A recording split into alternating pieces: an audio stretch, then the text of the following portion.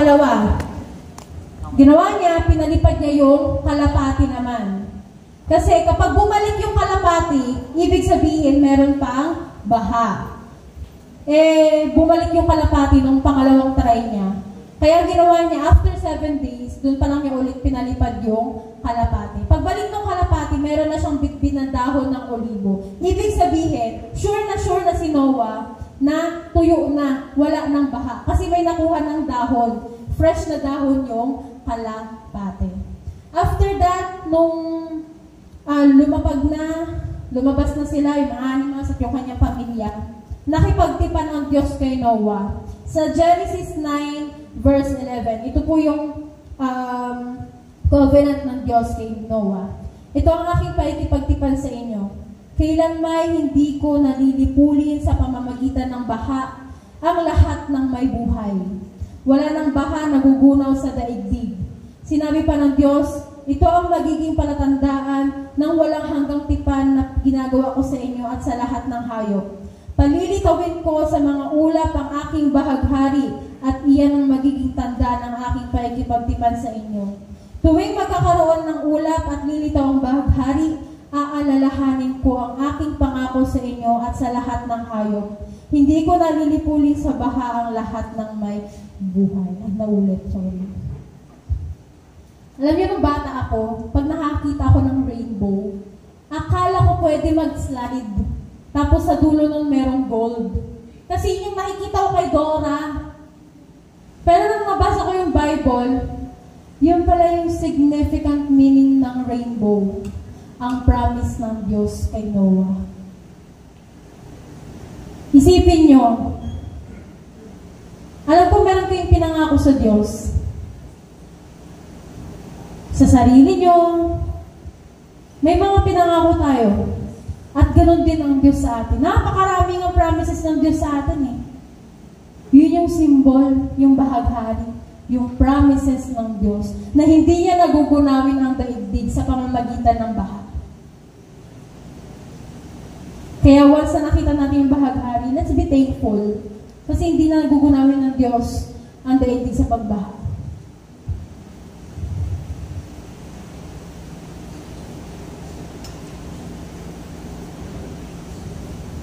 That's a blessing, yung bahaghari, isang symbol ng rainbow ay blessing. Di ba lagi natin sinasabi, obedience leads to blessing. Lagi yan, alam na natin yan.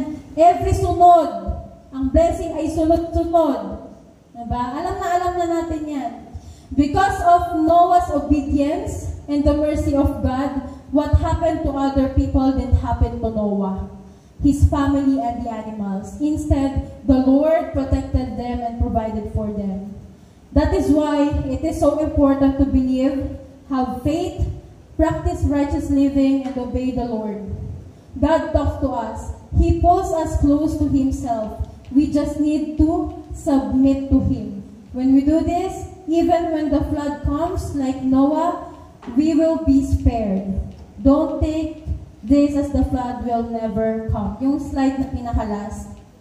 Noah did escape the flood, but his obedience and love for the Lord allowed him to avoid the flood's destruction. He did ride those waves though. Gusto ko yung last. Yung sumunod lang siya sa agos ng tubig. Wala na siyang ibang ginawa. 40 days, 40 nights, inantay na lang yun. Na matapos, magunaw yung matapos lahat ng mawala lahat ng mga tao sa mundo. Yun lang ginawa niya sa loob ng barko.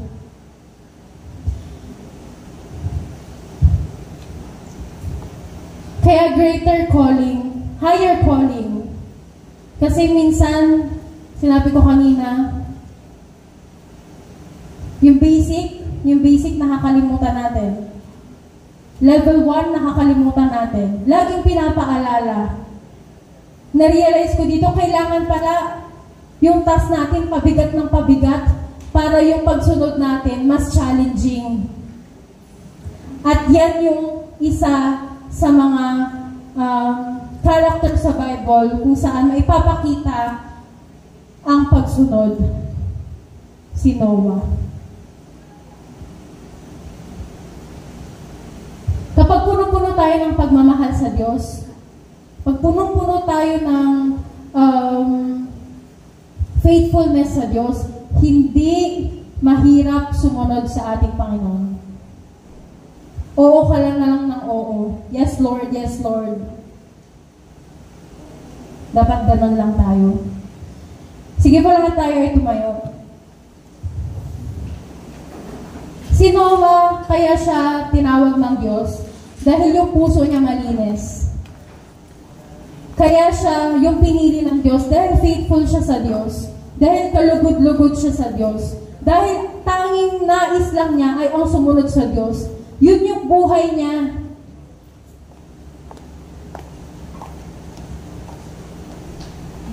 Wala na siyang ibang gustong gawin sa buhay kundi sumunod lang sa Diyos. He walked with God. Kahit sa mabibigat na task, kahit sa mabibigat na trials, challenges sa buhay,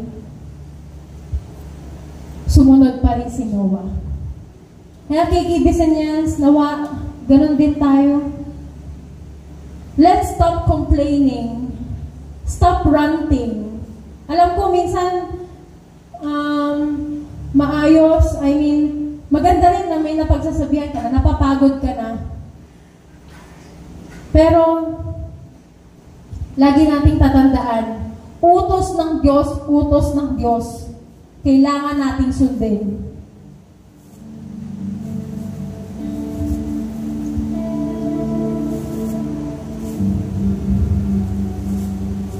Dumating sa time na, alam ko kayo din, sa lahat ng aspect ng buhay natin, dumating sa time na gigive up na tayo. Dumating sa time na parang ayaw na nating sumunod. Wala na tayong pinapakinggan na boses.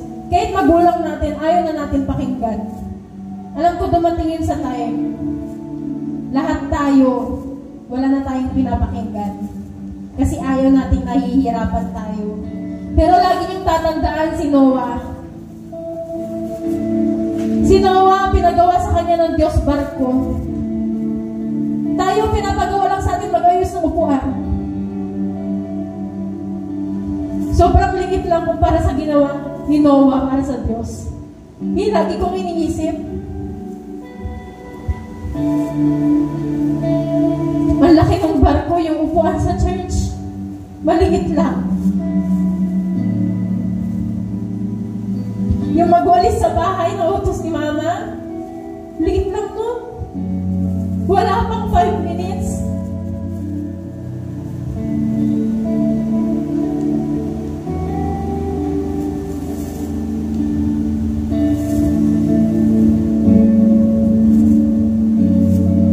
Alam ko,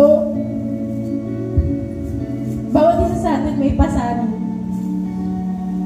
Bawat isa sa atin may dala-dala. May kabigatan. Pero lahat ng yan, gagaan once na ibinigay natin sa Diyos. Once na alam nating sumunod sa Panginoon. Choice natin yan, kikibis. Yung mga napakinggan natin ngayon, choice natin kung susundin ba natin o hindi. Kung i-apply ba natin o hindi. It's up to you.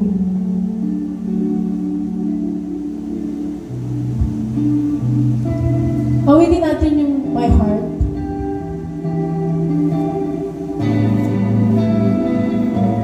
My heart will be faithful, Lord. My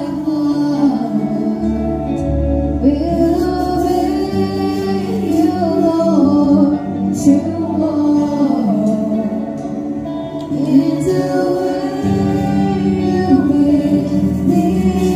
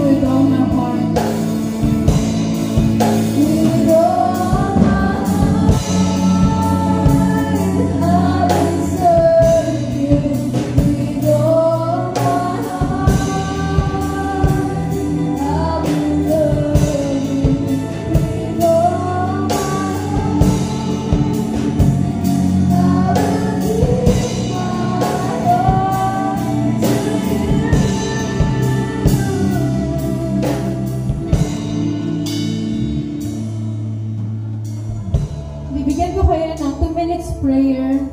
Ikaw at ang Diyos, sabihin mo sa Kanya lahat. Kung ano yung gusto mong sabihin sa Diyos, sabihin mo. Kung nahihirapan, nabibigatan ka, sabihin natin sa Diyos. Kasi alam ko, niyang kabigatan na yan, yung isa sa mga nagiging hadlang, ba't hindi tayo makasunod sa ating Diyos.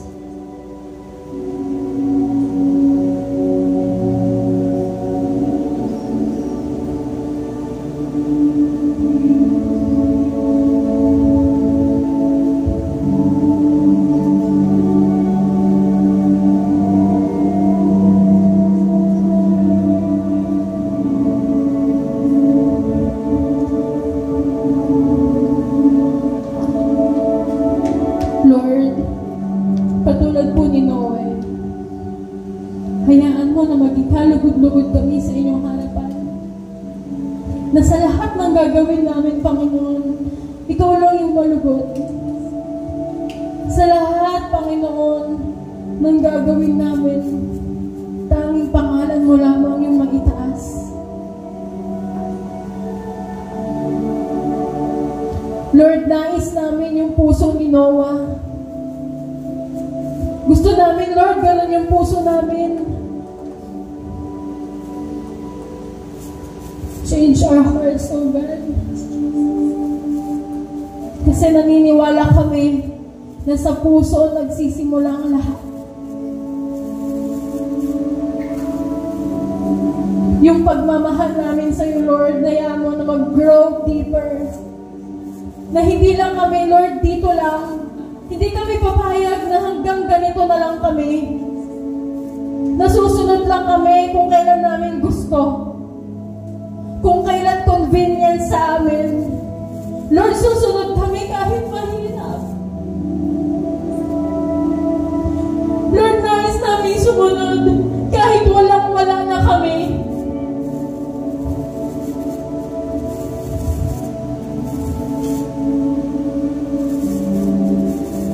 Nais namin, Panginoon, may ibigay sa iyo ang lahat. Kaya, Lord, dalangin ko na sa lahat ng KGBs and Yels nandito. Lord, alam ko malakas pa kami. Kaya gamitin mo pa kami, Panginoon. Sa maraming bagay. KGBs and Yels, malakas pa yung mga tuhod natin. Kaya pa natin magbasa. Kaya pa natin sumulat. Kaya pa natin sumayaw. Kaya pa natin umapit sa Diyos. Kaya pa natin ibigay lahat sa Kanya. Dahil bata pa tayo. Malakas pa tayo. Si Noah, noong 600 years old siya nung ginawa niya. Tayo dito, 20, 25, 18. Malakas pa tayo. Nakakatakbo pa tayo eh. Nagagawa pa natin lahat ng bagay. Kaya, bigay natin, covenant natin sa Lord na habang bata pa lang tayo, gamitin niya tayo.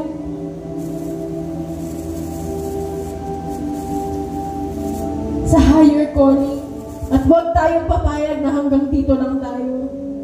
Na yung faith mo nandyan lang sa level 1. Mag-level up ka dahil yun yung nais ng Diyos.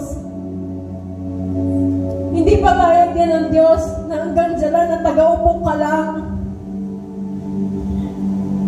Nais ng Diyos na mag-serve ka, na sumunod ka sa Kanya. Sa lahat ng utos niya.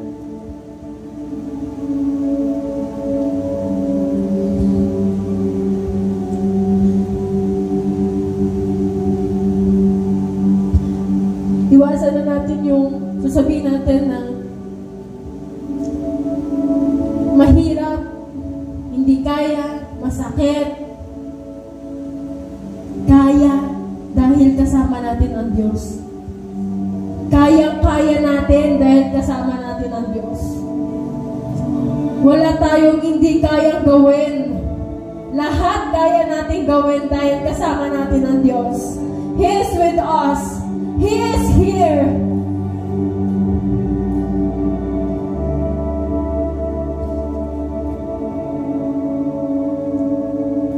Kung tumakbo si Noah sa utos ng Diyos, kung tinakasan niya yung utos ng Diyos, wala tayong matututunan sa buhay ni Noah.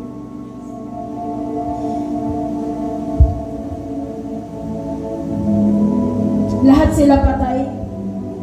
Pero dahil sa pagmamahal, dahil sa passion ni Noah na sumunod sa Diyos, nagawa niya yung isang malaking task.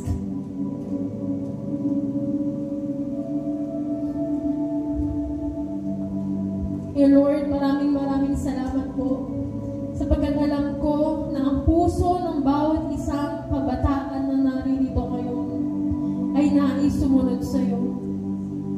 Ay handang sumunod sa iyo, Panginoon.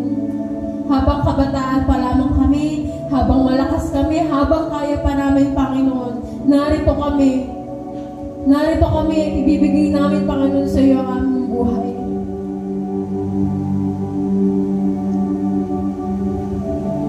Narito, Panginoon, ang aming puso. Once again, let's sing, My Heart.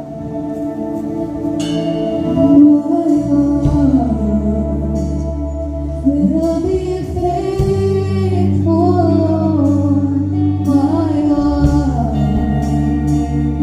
will obey you, Lord, till all. Let this be our promise to our God.